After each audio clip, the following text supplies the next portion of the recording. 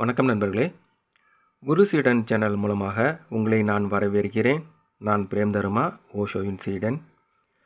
குரு என்பவர் எவ்வாறு சீடனை ஞானத்தை நோக்கி வழிநடத்தி செல்கிறார் என்பதை இந்த குரு சீடன் சேனல் மூலமாக நீங்கள் உணர முடியும். ஒவ்வொரு வீடியோலையும் ஒரு குறிப்பிட்ட செய்தியை மையமாக வச்சு வீடியோ இருக்கும். அதனால் முழுமையாக பார்த்து பயன்பெறுங்கள். இன்றைக்கி நம்ம பார்க்கக்கூடிய வீடியோ ஓஷோவின் சொற்பொழிவில் புத்தர் பேசிய தம்மபதத்தை பற்றிய அழகான செய்தியை தான் நம்ம வீடியோவாக பார்க்குறோம். இந்த சொற்பொழிவில் ஞானம் என்பது என்ன அப்படின்றத பற்றி ஓஷோ சுட்டி காட்டுகிறார். அறிவு என்பது என்ன அப்படின்றதுக்கு உண்டான விளக்கத்தை கொடுக்குறார் ஓஷோ. ஆசையை எவ்வாறு கடந்து செல்வது அப்படின்றதுக்கு உண்டான குறிப்புகளை இந்த செய்தியில் நீங்கள் பார்க்க முடியும். மேலும் எவ்வாறு இறப்பை தாண்டி ஜீவித்திருப்பது, உயிர்த்திருப்பது அப்படின்றதுக்கு உண்டான குறிப்பை ஓஷோ இந்த சொற்பொழிவில் கொடுக்குறார் அவருடைய சீடர்களுக்கு. அந்த செய்தியை தான் நம்ம வீடியோவை நம்ம பார்க்குறோம். முதல்ல இந்த சேனலுடைய தொடர்பு சேனலில் சொல்லிவிட்டு ஓஷோனுடைய சொற்பொழிவை நம்ம கேட்போம். ஓஷோ மெசேஜஸ் தமிழ், தியானம், பக்தி, குரு சீடன் இந்த சேனலில் இருக்குது. உங்களுக்கு பிடித்தமான சேனலெல்லாம் ஃபாலோ பண்ணுங்கள். இதற்குண்டான லிங்க் கீழே இருக்குது, செக் பண்ணி பாருங்கள். இப்பொழுது ஓஷோவின் வழிகாட்டுதலை நம்ம கேட்போம். புத்தராக இருப்பது என்பது விழித்திருப்பது. தன்னை தவிர்த்த இன்னொன்றை தெரிந்து கொள்வதுதான் அறிவு. ஞானம் என்பது தன்னை பற்றிய அறிவு. நீங்கள் ஞானம் அப்படின்றதுக்கு உண்டான வார்த்தைக்கு உண்டான விளக்கத்தை நீங்கள் தேடி இருப்பீங்க. ஓஷோ அதை தன்னை பற்றிய அறிவு அப்படின்னு ஓஷோ குறிப்பிடுகிறார். தெரிந்து கொள்கிறவனை பற்றிய தெரிந்து கொள்வது தான் ஞானம். யார் தன்னை பற்றி உணர்ந்து கொள்கிறார்களோ அந்த அறிவு தான் ஞானம் அப்படின்னு சொல்கிறார் ஓஷோ. விவேகம் தெரிந்து கொள்பவனும் தெரிந்து கொள்ளப்படுவதும் இல்லாமல் போவதுதான் புத்த நிலை. தியானம் ஒரு ரசவாதம். கவனித்து பார்க்கும்போது இரும்பை தங்கமாக்கிவிடும். சாதாரணத்தில் அசாதாரணத்தை காண்பதுதான் புத்தருடைய பாதை.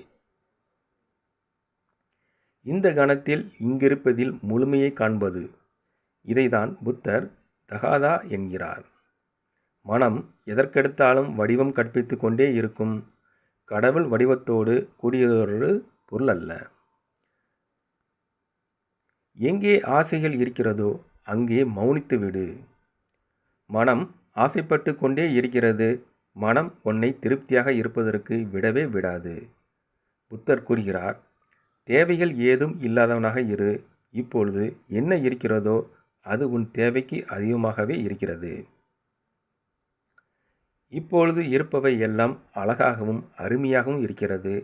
அந்த அழகை அனுபவி.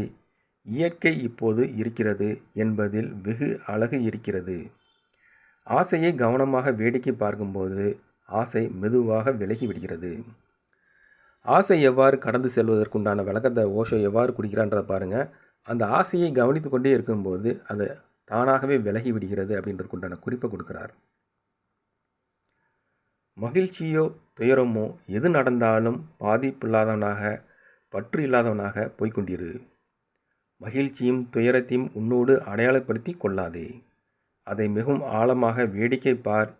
இதைதான் புத்தர் விபாசனா என்கிறார். ஆழ்ந்து பார்ப்பது, அகக்கண் கண்டு பார்ப்பது.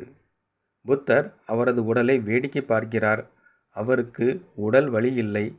தான் தனது உடல் அல்ல என்பது அவருக்கு தெரிந்திருக்கிறது.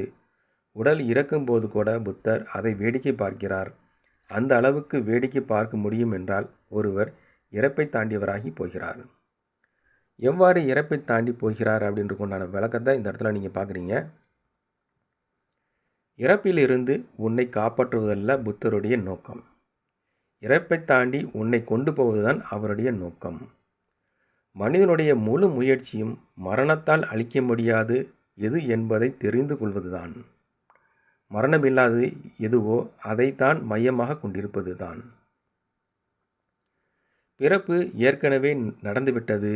அதை பற்றி இப்பொழுது எதுவும் செய்ய முடியாது. ஆனால் மரணம் நடக்க வேண்டி இருக்கிறது. அதை பற்றி ஏதாவது செய்ய முடியும். உணர்வோடு இறக்க முடியும் என்றால் மீண்டும் உணர்வோடு பிறக்கலாம். கணத்துக்கு கணம் விழித்திருப்பதுதான் புத்தரின் நெறி. அப்பொழுது உனக்குள் மரணத்தை தாண்டி ஏதோ ஒன்று இருப்பதை காண்பாய். மரணத்தை தாண்டி உங்களுக்குள் உள்ள அந்த சுடரை உணர்வது எவ்வாறு அப்படின்றது தான் சொல்கிறார் பாருங்கள். விழித்திருப்பது, கவனித்திருப்பது அப்படின்னு சொல்கிறார். இதுவரை ஓஷோவின் சொற்பொழிவில் இடம்பெற்ற அழகான செய்திகளை கேட்டீங்க. தொடர்ந்து ஓஷோவின் இணைப்பில் உங்களை தொடர்புபடுத்தி கொள்ளுங்கள். நன்றி, வணக்கம்.